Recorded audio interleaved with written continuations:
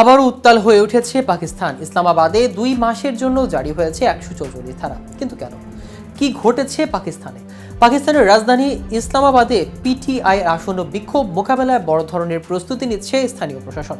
আগামী 24 নভেম্বর এই বিক্ষোভকে সামনে রেখে শহরটিতে 144 ধারা মেয়াদ বাড়ানো হয়েছে আরও 2 মাস।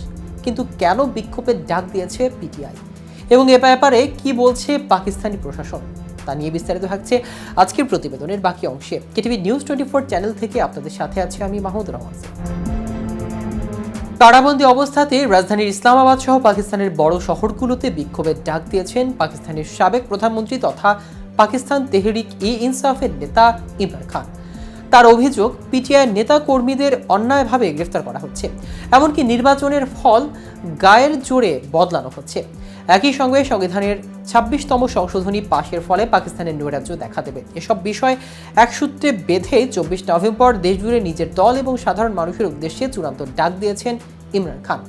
তার এই কর্মসূচির ঘোষণার পরে নড়েচড়ে বসেছে পাকিস্তানের শাসক জোট। রাজধানীর ইসলামাবাদে আগামী 2 মাসের মধ্যে জারি করা হয়েছে 144 ধারা। এর ফলে আগামী 24 নভেম্বর ইমরান খানের কর্মসূচির সাফল্য নিয়ে প্রশ্ন দেখা দিয়েছে। পাকিস্তানের স্থানীয় সংবাদ মাধ্যম সূত্রে খবর, কারাবন্দী ইমরান খান তার আইনজীবীদের মাধ্যমে 24 নভেম্বর কর্মসূচি ডাক দিয়েছে। পিটিআই নেতৃত্বে অভিযোগ, শাহবাজ শরীফে পিএমএল ও পিপিপি এর জোট সরকার গায়ের জোরে মানুষের রায় অমান্য করে সরকার গঠন করেছে। তারপর থেকে নির্বিচারে সাধারণ মানুষকে গ্রেফতার এবং সংবিধানের 26তম সংশোধনী পাশ করিয়ে দেশকে স্বৈরাচারের দিকে ঠেলে দিচ্ছে। ইমরানের আইনজীবীর তরফে জানানো হয়েছে, এসব বিষয়কে কেন্দ্র করে আন্দোলনের ডাক দেওয়া হয়েছে। দলের এই কর্মসূচি নিয়ে ইমরান খানের এক্স হ্যান্ডেলে একটি পোস্ট করা হয়েছে।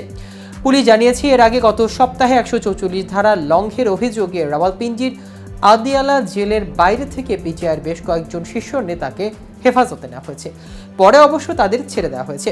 ইসলামাবাদের জেলা ম্যাজিস্ট্রেট উসমান আশরাফের কার্যালয়ের তরফে বিজ্ঞপ্তি জারি করে বলা হয়েছে, সমাজে এক শ্রেণীর লোক বেআইনি সমাবেশ করতে যাচ্ছে, যার ফলে সাধারণ মানুষের শান্তি শৃঙ্খলা ব্যাহত হচ্ছে। এই আশঙ্কা থেকে রাজধানীতে 144 ধারা জারি করা হয়েছে। প্রসঙ্গত বছরে 5 আগস্ট তোষাখানা মামলায় গ্রেফতার হয়েছিল ইমরান খান। প্রথমে তার ঠাঁই হয়েছিল পাঞ্জাব প্রদেশের অটক জেলে, সেখান থেকে তাকে স্থানান্তর করা হয় রাওয়ালপিন্ডির আদিয়ালা জেলে। একাধিকবার কারাগারে তার প্রাণনাশের আশঙ্কা করেছেন ইমরান খানের পরিবার ও সমর্থকরা। এদিকে ইমরান অভিযোগ করেছেন, জেলে তার সঙ্গে জঙ্গিদের মতো আচরণ করা হচ্ছে। সন্ত্রাসীদের সেলে রাখা হয় সেরকমই এক কুঠিরে রাখা হয়েছে তাকে। একই অভিযোগ করতে দেখা গিয়েছে তার প্রাক্তন স্ত্রী জেমাইকাকেও। জেমাইকার আরও অভিযোগ, কেবল ইমরানই নয়, তার পরিবারের অন্যান্য সদস্যদের হেনস্থা করা হচ্ছে। দর্শক, আজ এ পর্যন্তই। সারা বিশ্বের নিত্য নতুন সকল আপডেট পেতে কেটিভি নিউজ 24 এর সাথেই থাকুন। ধন্যবাদ।